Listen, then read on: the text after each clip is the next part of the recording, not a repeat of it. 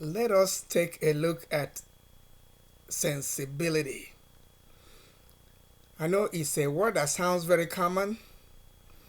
I do not think it is actually common because it is usually not commonly discussed.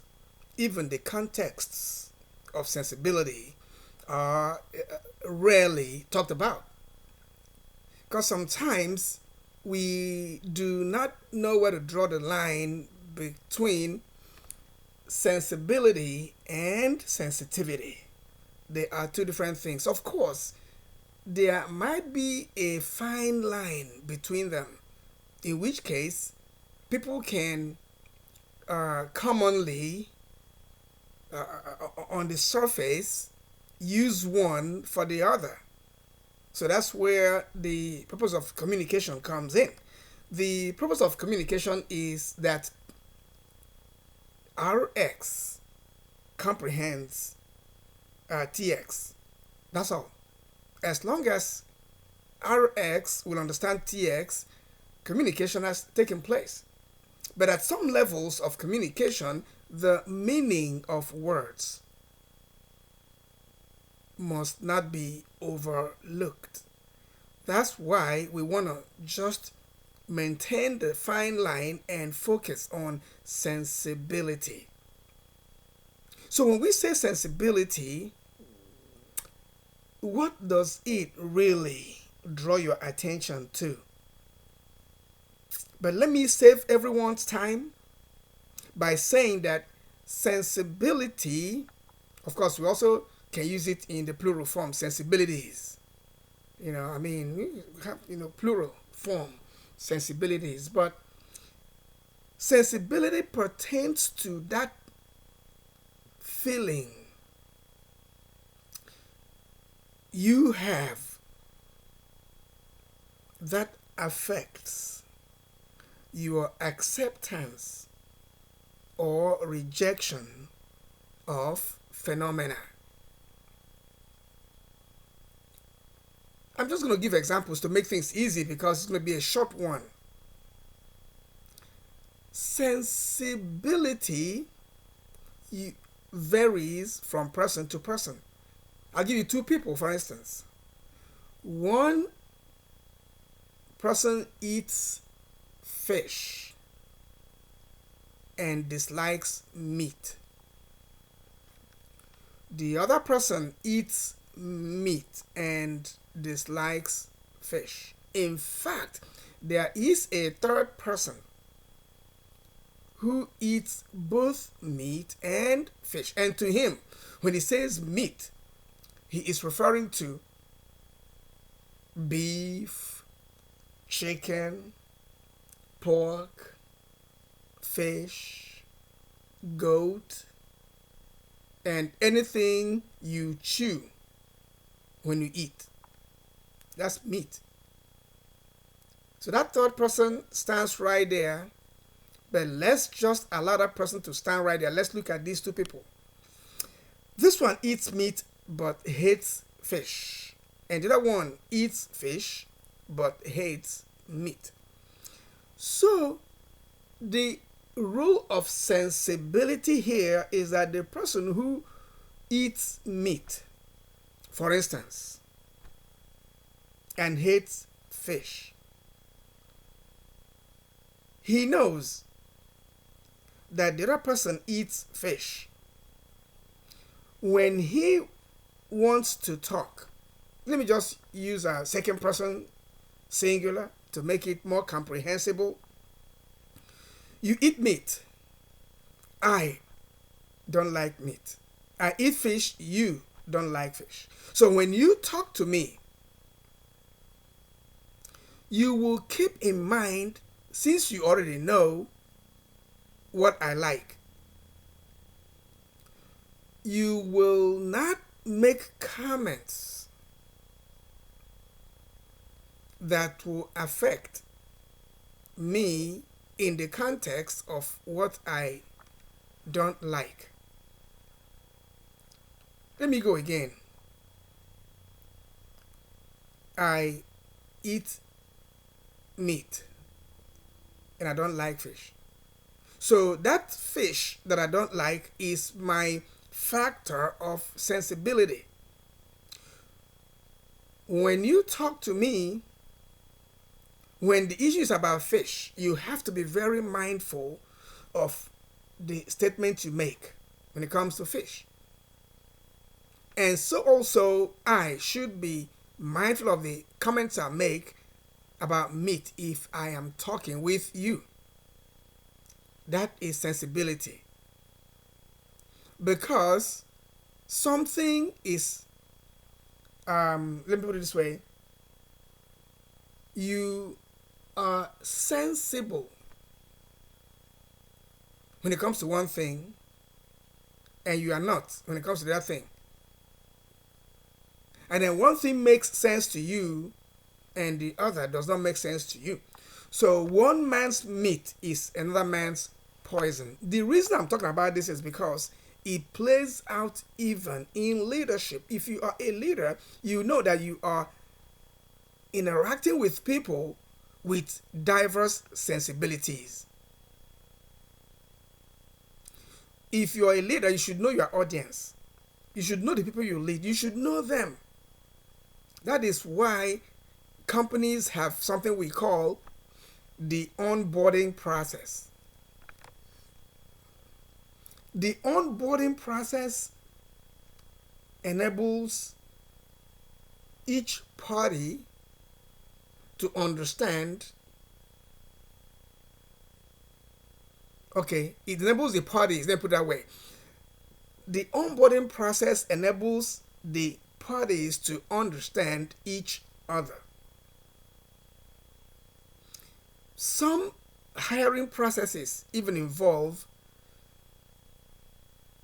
seminars where the potential candidates are brought into the company.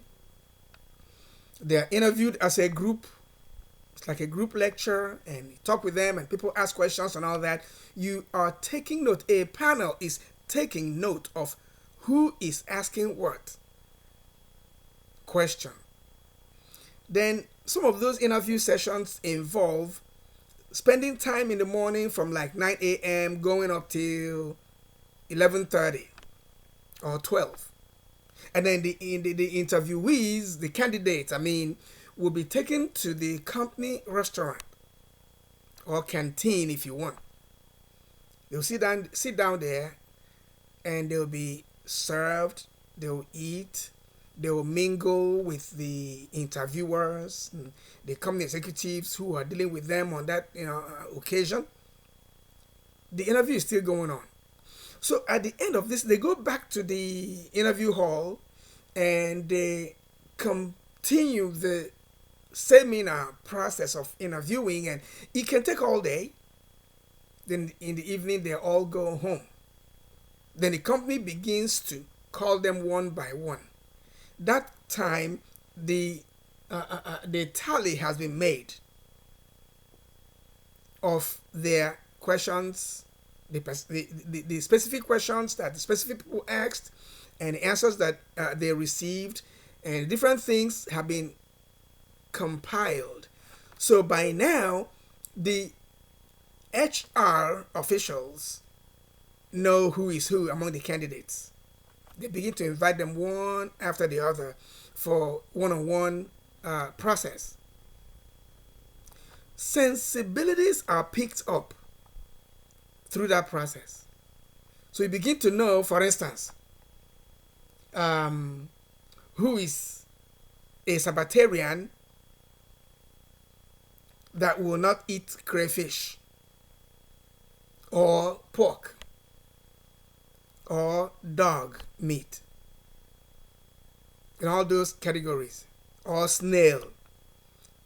You begin to know the Muslim candidate who will not eat pork.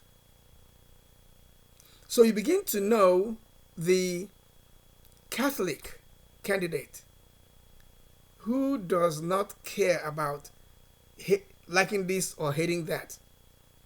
He is devoted to the Catholic principles. So you begin to use that database to understand who is who. So when you call them one by one, you already know the person you are calling. You already know the person's mental or psychological platform. So it enables you to work better with that person. These are the ways to use sensibilities to lead well. Because that's where you even find the Casanova. You will see that Casanova during from 9 a.m. to 12 noon before lunchtime. You see that he already made a connection. When they go to the cafeteria, he is sitting with one of the girls who's also a candidate, and they are chatting as if they've known each other for a million years. Sensibilities. You will know who is almost like a hermit. I want to use the word hermit. He minds his business, doesn't talk to anyone. You do not know how to predict him. You don't know if he is shy, or if he's angry, or if he's a disillusioned person, or a disgruntled person. You just don't know. You cannot place him somewhere. You will take note of that because it is also a sensibility factor. When you deal with people, in fact, some people even use racial factors to pick up sensibilities in a mixed society. Like everywhere in the world right now, you find mixed societies. Some individuals are black and don't want to talk about their blackness. That's a sensitivity. Some people are white and will not want you to bring up their whiteness for reasons. There's so many reasons behind these things. Because a black person might want to give the impression that, oh, he has no problem with the whites and he flows well and rolls well with the whites and so on. There are some white people who will always want to say something to show you that they are for the black people. So some of these things are real, some are fake, but in leadership, you don't care whether they are real or fake because you have no need for that. What you want to know is the sensibilities where they are stacked. Because they are stacked somewhere. You have to know where they are stacked. So the sensibilities are there to help you forge ahead and lead a diverse population that makes up your entity. You have to know the fine line. You have to be, again, well, you got to be sensitive to all those things, but you have to know their individual sensibilities. And during the onboarding process, they also have an opportunity to know your sensibilities. They will know whether you are somebody who picks up on jokes. Because when somebody throws a joke and you laugh and throw a joke back, they get you there. So they identify your sensibilities also, that you are a jovial person, you can take jokes. Again, there's something called moderation. If I can take jokes, that will not be an open window for you to throw all kinds of jokes.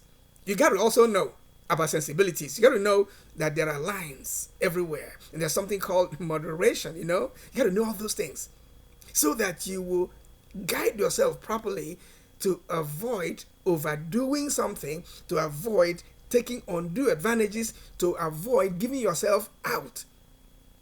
Because if you give yourself out too much, you will not be called for the second round of one-on-one.